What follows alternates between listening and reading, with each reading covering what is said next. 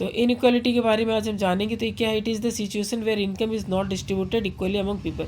ये एक ऐसी अवस्था है ना जहाँ पर इनकम जो है बराबर डिस्ट्रीब्यूट नहीं किया गया है, यानी कि कुछ लोग सोसाइटी में अमीर होते हैं, कुछ लोग गरीब होते हैं, तो इनकम जो है बराबर नहीं है, तो उन दोनों के बीच में क्या होगी, इनइक्वालिटी ऑफ इनकम होगी। जैसे कि हम पॉवर्टी में देखें, inequality is also multi dimensional in nature. तो इनइक्वालिटी भी मल्टी डायमेंशनल, यानी कि एक चीज़ों को लेकर के हम इनइक्वालिटी मेजर नहीं कर सकते हैं। जैसे हम क्या करेंगे, इनइक्वालिटी कैसे, इनइक्वालिटी इनकम एंड वेल्थ भी हो सकता है, inequality living standard like food, shelter, health, education, इन सब चीज़ों को लेकर भी हम पता लगा सकते हैं कि कितनी इनइक्वालिटी सोसाइटी में है और इसे हम किस तरह से हटा सकते हैं। Inequality can be reduce by transferring income from high income group to low income group. यानी कि अगर हम मान लीजिए हाई इनकम ग्रुप से लो इनकम ग्रुप के तरफ में अगर हम इनकम ट्रांसफ़र करते हैं तो डेफिनेट सी बात है कि ए के पास मान लीजिए 30 रुपये आ रहे थे, ए अर्निंग कर रहा था 30 रुपये और बी अर्निंग कर रहा था आपका मान लीजिए कि 100 रुपये।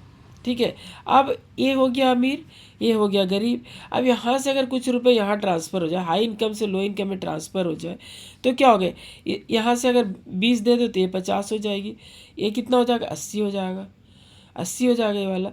तो इसी तरह से मान लीजिए और यहाँ दे देते हैं तो क्या होता है, तो अगर मान लीजिए यहाँ से 15 और इसको दे देता है तो ये क्या हो जाएगी 65, और इसकी 15 कम हो जाएगी तो ये भी 65, तो क्या हो गई, इनइक्वालिटी हट गई। तो इसी तरह से अगर मान लीजिए इनकम ट्रांसफ़र होता है तो अब किसी पर्टिकुलर पर्सन का तो इनकम ट्रांसफ़र नहीं कर सकते। कहने का मतलब है कि अगर इनकी इनकम बढ़ा दी जाए तो भी इनइक्वालिटी हट सकती है। तो ये चीज़ है। अब इसे किस तरह से मेज़र किया जाता है, दो तरह से हम मेज़र करते हैं इनइक्वालिटी का। एक लॉरेंज कर्व इस्तेमाल करते हैं, दूसरा गिनी कोएफिशिएंट कर्व हम इस्तेमाल करते हैं। लॉरेंज कर्व किस तरह प्रेजेंट किया जाता है, ग्राफिकल रिप्रेजेंटेशन है। इस तरह से हम इसके ग्राफ बनाते हैं और बना के हम लॉरेंज कर्व में पता लगाते हैं कितनी इनइक्वालिटी है, और ये क्या दिखा है, इनकम डिस्ट्रीब्यूशन से उसका पता चल जाता है। और साथ ही साथ plots cumulative income against cumulative population, यानी कि पूरी इनकम कितनी है और वहाँ की जनसंख्या कितनी है। मान लीजिए कि 10 जनसंख्या 10 रुपये कमा रहे तो एक जनसंख्या पर 1 रुपया है। ठीक है, 10 लोग 10,000 कमा रहे तो एक के पीछे कितने, 1,000। तो इस तरह से मेज़र करती है।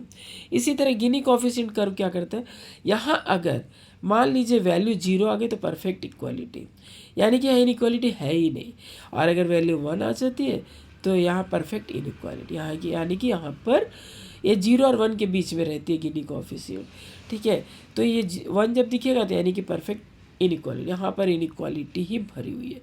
तो मेजर इनकम एंड वेल्थ, ये भी क्या मेजर करती है, इनकम एंड वेल्थ डिस्ट्रीब्यूशन, यानी कि कैसा है।